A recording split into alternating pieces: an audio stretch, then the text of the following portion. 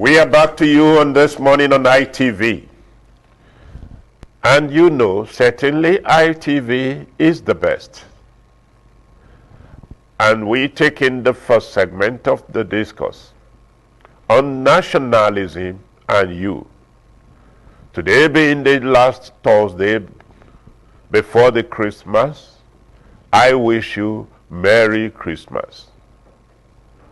And in our characteristic on this program, we're going to be taking a look at an issue of the Electoral Amendment Bill, the implications of the declines of presidential assent, and with me to take a look at this morning is Barrister Sule Monday Apu. I remain your host, Ebenezer Oyetaki. Barrister Sule Apu, you are welcome to our studio. And I say to you, nationalism and you. It is my responsibility and duty to ensure Nigeria work again. Merry Christmas in advance. How are you preparing for it? Well, we are on the preparation is almost at the third end. As it is. Yes. We are good. It is time to share love, to sacrifice, Yes, exactly. and to reflect all that Christ did for humanity. Oh yes, that is Very what well. Christmas is all about. Very well, very well. There have been so much brouhaha about the electoral bill, particularly as concerns two issues. First, the issue of electronically transmissions of results. And we are racing towards the electoral election year, 2023. The second issue that has been so tumultuous is the issue of direct primaries. What are your take on this? Well, thank you very much, Mr. Ebenezer and ITV for this very lovely opportunity to air and share my view on the current and burning issue, political issue in Nigeria. Of course, it should be, ordinarily, should be a thing of concern to every sane and prospective Nigerian who wants to see this country work again. The issue at hand at the moment, of course, is paramount as regard to nation building and Nigeria in particular. The issue of electoral amendment bill as it is a very vital issue that affects our national growth. Reason being that this has been one of the problems, election as a whole, electionary processes or electoral processes as it were, it has been one of the major problems that we have been encountering year in, year out in Nigeria. Hence, it should be a thing of concern. There should be deliberate and concise efforts, such as it is now, or has been made by the National Assembly, to see that there are modifications, that the electoral processes are better off, they are improved to ensure smooth elections. And of course, vis-a-vis good governance, because that is the end of all electionary processes. And where we get it well, I'm sure, and I'm pretty sure that we will get Nigeria working again. The democracy in itself, Yes. by its literal definition as the government of the people, by the people, and for the people, Oh yes. presupposes that what matters most in democratic processes and implementations is the people's participation. Exactly. And that seems to be where the National Assembly is leading us by opting for the direct democracy. Yes. Why is it that the president in his letter to the National Assembly is talking about the expensiveness of the process of electoral, of direct primaries and things of that nature? Is it truly about the cost? Well, that is a mystery that is yet to be unraveled.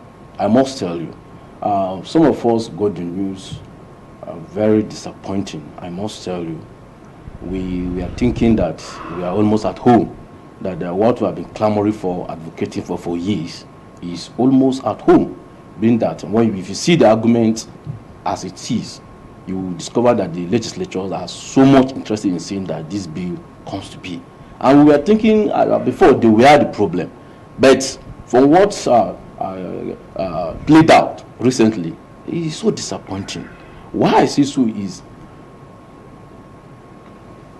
put the fears entertained by Mr. President on the table. Probably the fear pushed to the president by some interest, paramount interest. Oh yes, I'm coming to that. Okay. Just as I said. Now, if a process or a law is to be made, and some persons are entertaining some fears, are the fears cogent? Are they compelling? Are they justifiable to warrant withholding of assent or thwarting the process of passing such a law? That should be the question. What are the fears? Just as you said, that the issue of cost, implication, insecurity. I tell you, if we want to be very honest with ourselves, that is very lame. And of course, it's pedestrian. With due respect to Mr. President, I wouldn't know who must have given such an advice that the cost implication is going to be too much. If the cost implication is going to be much and it's going to better our electoral processes, it's going to better our elections, it's going to better Nigeria as a whole, shouldn't you go for it? Now, let us look at it this way. The primaries we were accustomed with, yes, the delegate primaries, yes, sir. Usually we see candidates coming up to say, we don't know where the delegates were housed. They will be locked up in some hotel as like a prisoners of conscience and that kind of a thing. Because somebody is able to pay the bills, no matter how expensive, both in dollars and in naira, in order to warehouse those delegates. Is that truly representative of our democratic yearning, in your opinion?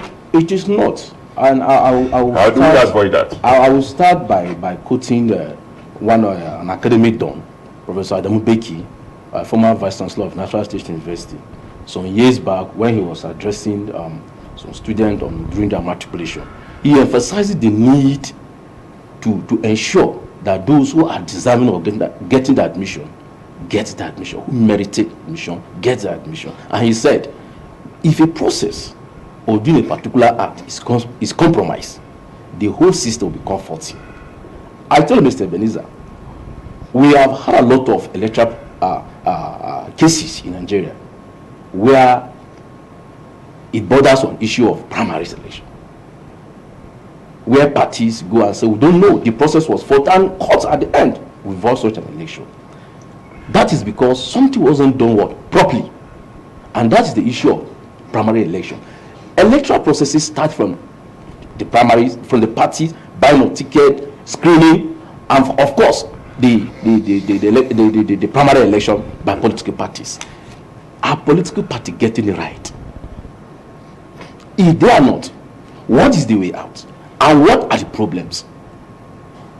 I feel and I think that if our electoral processes or electoral act is being amended to ensure inclusiveness of every party member, it will better our electoral process. Now, just as we said, the delegate elections, as we usually have it, sometimes we don't even know who they are. Of course, if you have been following delegate elections in Nigeria, you will understand that it's all about bazaar, it's all about money bags, it's all about godfatherism, it's all about favoritism. He is my person, he is my brother, he is my sister, he's from my tribal man. He is the issue of the highest bidder. And that is bad for our democracy. It's very bad for our democracy.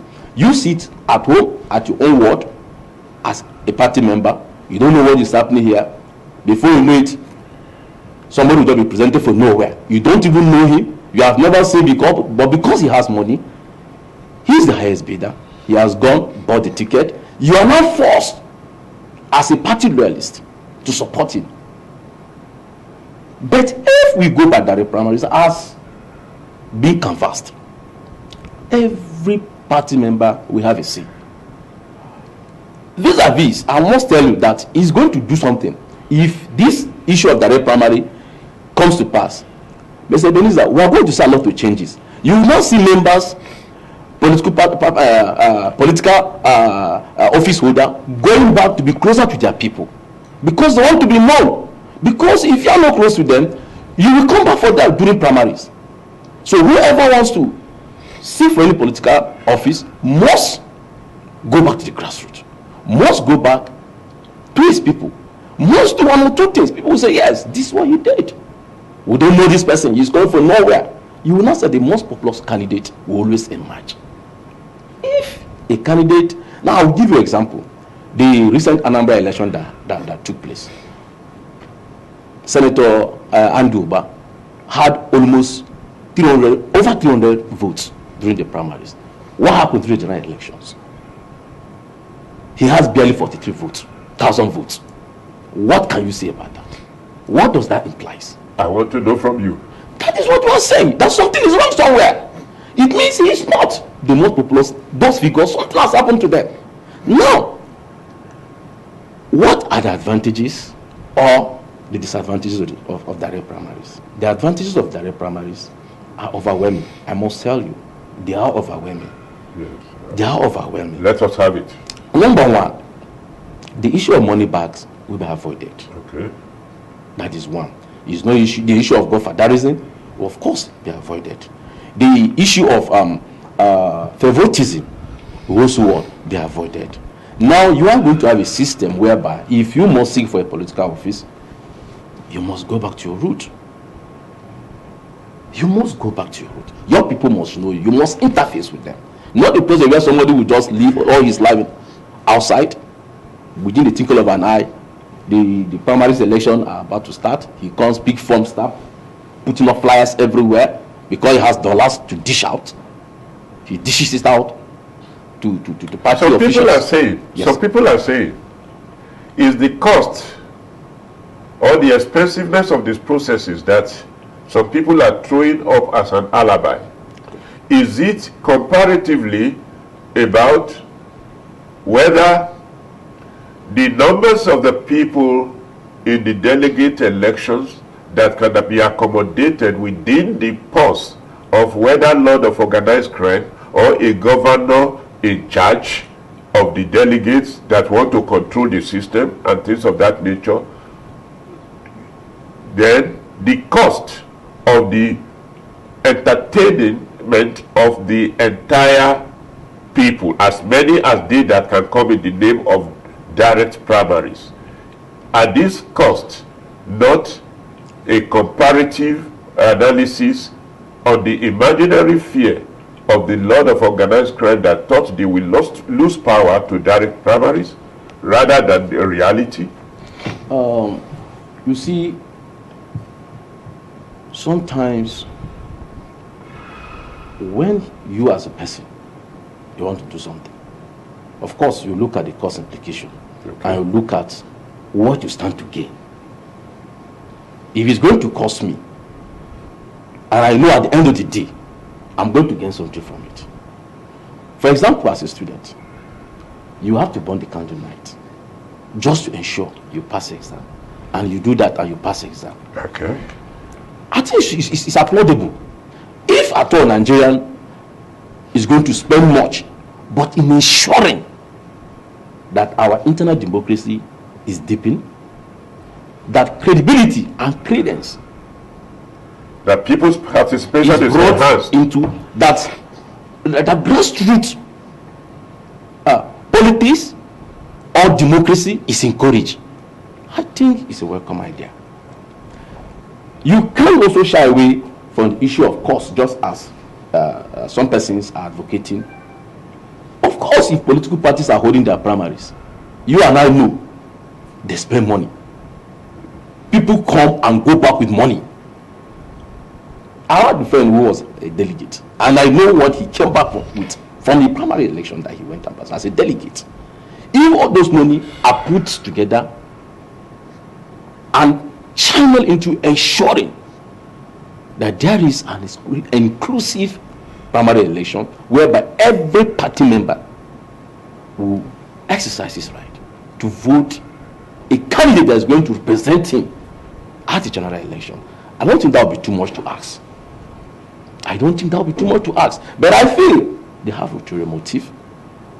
The reason given as regard to cause is not cogent, as I said earlier. It's not compelling. It's not cogent, it's not compelling. They have their own reason, which you and I know is political. We all know. The governors want to sit down there and continue to have control and domination over who to represent, both at the House of Assembly, at the National Assembly. And that is where the problem comes from. You can see the headlock between the governors and the members of the House of Assembly as it is going, of the National Assembly as it is going. They are interested in the primary, direct primary, while the governors are not. Many senators are not going to come back. Why? It's not as if they are not performing. I can tell a lot. People as Senator Shehu Sani. Because governor thinks he has yes, you must press him down and push him out. Not that the person is not performing. And that is because indirect primary has given the governor so much powers, the party, as the leader of the party at the state level. He has so much powers. But I tell you, if direct primary is employed, the powers of the governors is going to be cut down. And it's not going to have the fun and rosy as it has always been. And that is why you see them crying for everywhere to ensure that this bill is thwarted. It's really rather unfortunate. Is it about the people or is it about individualism? Just as we say, rightly said, democracy is for the people. Political party is for the people. It's not for the governor.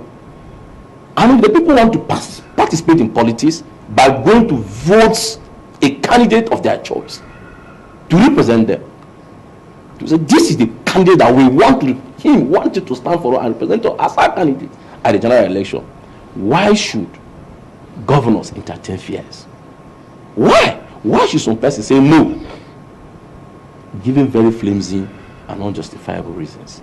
I think many people says that the accustomed delegate primaries, yes, is a democratic aberration in the sense that most of the time the process is hijacked by individual. One man can hijack the entire delegates and make them to go one direction. In that case, there is no more democratic legitimacy that is required. Your take on this? It's right. Whoever says this, I fully agree with him. Even sometimes you don't even see the delegates. Whoever has money will lodge them in the hotel and lock the. I've witnessed one. They came for primary election. They collected all the expensive hotel, locked them in there, and seized the keys. The other party will only see them in the morning at the venue. They have vehicles that will convey them from the hotel room to the convention venue. And you, who don't have money, you will not see them. You only see them at that moment. How helpful is such practices? It's very bad. It's very bad. It's so demeaning. That is not democracy. That is not. And we should be placed on equal pedestal. You understand? We should be placed on equal pedestal. If I'm contesting for a particular office, you're also contesting. I should see the people. You should also what? See the people. Not that one person will hijack the delegates and impose. Sometimes you also have issue of imposition of candidates. Many people have also said that during the 2019 presidential elections, yes, and presidential primaries, yes, sir, President Muhammadu Buhari, who went through delegate primaries in 2014, yes, sir, to emerge as a president, yes, candidate of the APC, alongside with some other presidential aspirant then, I think Atiku, Rocha Sokorocha, the late Ida Isaiah, and some few. yes, He emerged among them through delegates. yes. But in 2019 presidential primaries, he opted for direct primaries. He was a product. He is currently a product of direct primaries. Him now declining assent to electoral bill that threw up a system he endorsed for himself. People are asked, Is this not contradictory? It is. And that is why I said earlier that we are not being honest with ourselves as a country, as a people. And I said earlier, with due respect to Mr. President, that the reasons he offered or profiled as to why we shouldn't go for direct primary are pedestrian and very lame. We are not just being honest. He is a product, just as you said, of direct primaries. How cumbersome was it when it was conducted? If I benefit from something, and I know how good it is, why shouldn't I advocate for that very particular system or that particular thing? I keep saying it. Always stand for what is right. Irrespective of... Yeah, whoever it favors. That has been my motto. Whether it favors me or not, tomorrow is going to favor me. If I stand for something that is not right today, tomorrow I will be a victim of what I stand for. The wrong thing I stand for, I'll be a victim of it tomorrow. I tell you, most people who are saying no to direct primary, tomorrow they are going to cry foul. They will be the same people who, if they are out of office, they will be the same person who advocate for direct primary. And you begin to wonder, what is wrong with us? Of course, the system cannot favor everybody. But what is even their fear in the first place? I tell you, their fear is nothing. As I said earlier, it's not compelling. Some of them have not performed. Some of them don't even have interface with their constituent and electorate. So how do you expect them to emerge? How do you expect them to go back? Some of them will be chased away. If direct primary is eventually adopted, and that is their fear. Genuinely, I must tell you, for Mr. President who has been a beneficiary of direct primary should not turn out and begin to give is really contradictory, and I'm disappointed, I must tell you with due respect. I'm really disappointed. From your point of view as a lawyer, Yes. as a practicing lawyer, do you think the National Assembly can overrule Mr. President on this issue? They have the inherent powers.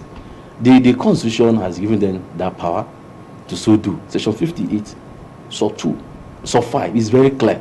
They have the power to override the absence of the president, and that becomes a law. If today the joint house sit today and they pass a resolution by 2/3 majority of both houses, that law stands whether Mr. President signs or not. It becomes a law and becomes operational. They also have that power in section 4 of the Nigerian Constitution to make law for the good and good governance of Nigeria's people. If the National Assembly so see that, look, this law is irrespective of what Mr. President is saying, let's pass it into law. They have that veto power. They have that power under section 58 of the 1999 Constitution to so do and override the power of the president, and that does it. From the look of things, Yes, sir. when you take a look at what has been happening to democratic practices in the continent of Africa, Yes. particularly the issues of Guinea-Conakry that we have witnessed, a military coup, Yes. then where again Mali, Yes, Mali. is under military regime, Yes. and they are trying to create what Unadi Azikiwe once referred to as, what do they call it, diarchy, a system that encompasses military and this thing, but honestly, it is just a figurative decoration. Then Sudan. Yes. Sudan is also in tumult of a military staging a comeback, and the people are still on the street. Taking all of this into consideration, Nigeria as the giant of Africa, and knowing that whatever happened to the democratic practices in Nigeria will be impactful to what happened to democratic practices in Africa, what way forward should we take when we are talking about people's participation vis-a-vis the decline of Mr. President? Oh, it's so sad and disappointing when you begin to see military intrusion into democratic system. It tells that something was wrong, or somebody is doing something that is not right, and that is our fear as a country. That has been our fear as a country. Nigeria has, of course, over the years placed himself as the giant of Africa in several frontiers. And I tell you, many African countries are looking up to Nigeria for a lot of things. And that is even the more reason why, politically, some countries should come and borrow certain things, just like what we are doing. The issue of e-voting and the direct primaries. It will help to deepen internal democracy. It will help to also deepen grassroots democracy. People at the grassroots, people to have a say. That is what direct primary is all about. Let the people decide who should stand as the candidate in a general election, and not issue of 2 or 3 persons who will gather and decide for the people. That is really affecting us as a country. We have seen a lot of post-election violence in this country, and I tell you, it's not nice, it's not proper, it shouldn't be. That is because some person feel aggrieved that this person shouldn't be, so it's because they were not involved and taken along during electionary processes. But if they were taken along during electionary processes, I'm telling Mr. Ebenezer, it will be a different ball game. What you will see during election is not going to be. You can see, like for example, Mr. President, who is a product or was a product of direct primaries. You saw the support he got from members of his political party, both people from the street.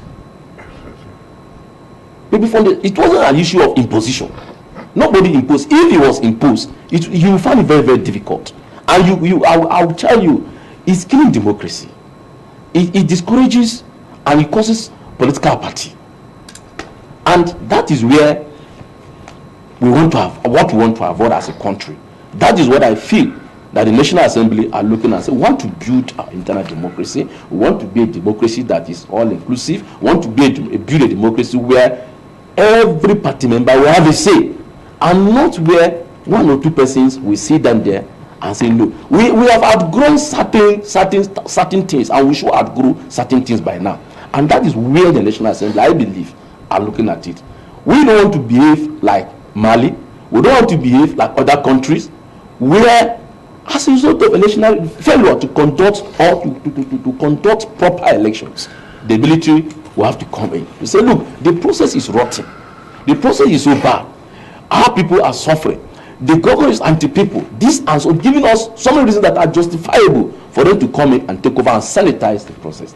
I believe that direct primary will sanitize our electoral process. You have spoken about the legality and the power of the National Assembly to override the president. Yes. To have legality and legitimacy to do something is one thing in another thing in one hand, and to have the courage to do the right thing is another thing. Do you see the National Assembly having the courage, knowing that this would deepen the democracy, enhances the people's participation? Do you see them having the courage to go this direction?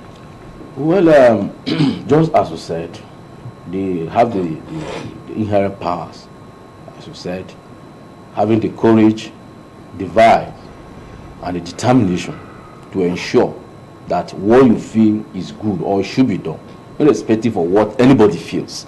Because, as I tell you, it's going to be very contentious. I must tell you this, that when they reconvene after the Christmas break, their recess, the debate is going to kickstart. And we are going to see a lot of cabals. I'm sure that during this Christmas season of break, a lot of waters will pass under a lot of bridges. You will see some persons after the break will start talking with two sides of their mouth, and you begin to wonder what has gone wrong. But I tell you, this bill emanated from the National Assembly. It will be wrong, and it will dent them as a people. Having taken rigorous processes, going through rigorous processes, committee level, and so on and so forth, argue the bill, you accepted, you felt everything is okay. You are not coming back to now renege on what you have done because Mr. President says ABC. Mr. President, as a person, has an option. If he feels that this is the particular aspect, that's what I expected from Mr. President. Yes, every aspect, other clauses. We have about 22 clauses, I think, in the proposed amended electoral bill. And I feel Mr. President is not having issues with other clauses. He will have just picked a particular one, just the way he did in the petroleum industrial act bill. He said, I assent to the bill.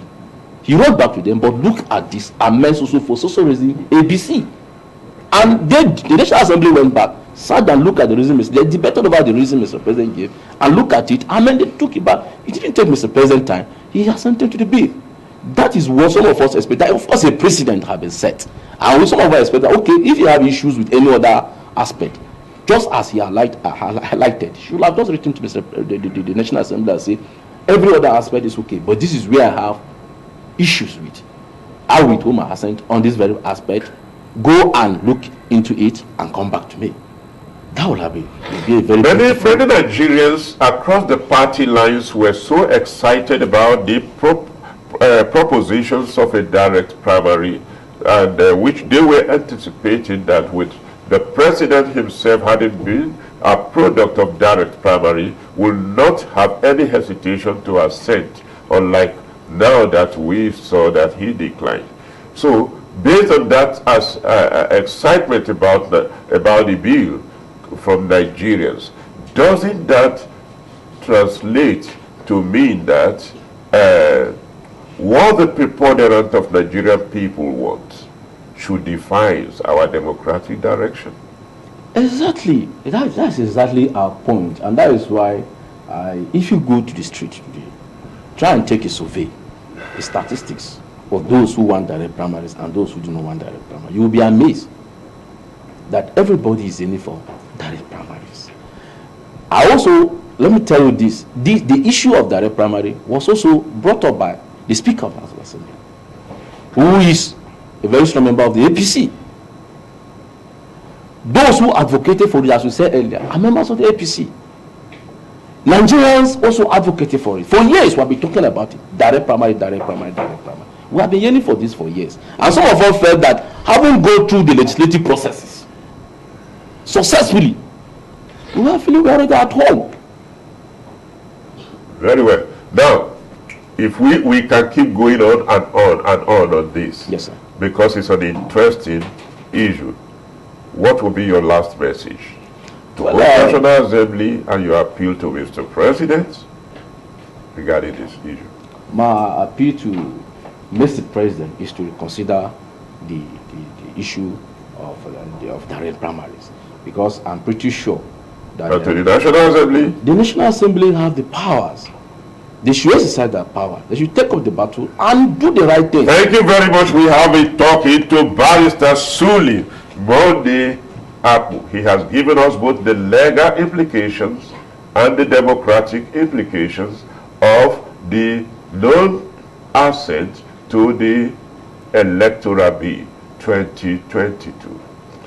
And we hope that those who are representing us, knowing that these issues is at the heartbeat of Nigerians, particularly democracy and the necessity for the popular participation, which is prerequisite for democratic excellence.